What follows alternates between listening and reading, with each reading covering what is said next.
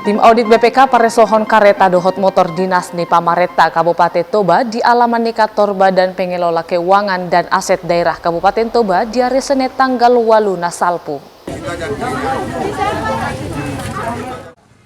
Dinalau pareso artani Pamaretai di Sido Badan Pengelola Keuangan dan Aset Daerah dohot Inspektorat Kabupaten Toba. Aka kareta dohot motor nadi pareso disadari Holansia Dinas Kesehatan, Dinas Pendidikan dohot Dinas Ketahanan Pangan.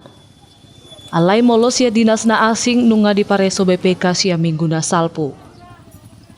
Dinalau pareso ho jumolodo di idana sida nomor nimasin dohot nomor rangkani kareta dohot motori.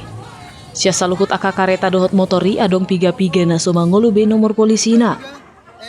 Kendaraan roda 2 dan kendaraan roda 4. Berapa unit total yang diperiksa untuk hari ini? Belum siap, Pak. Belum siap, ya? Masih diperiksa lagi.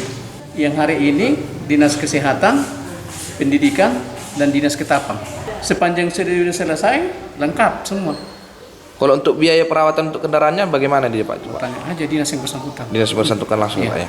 Ulaun pareso artani Pamaretaun saito tongdo di padalan BPK apalah sehali di bagasan 1 tahun. Sian Kabupaten Toba, Toba TV, Mabari tahun.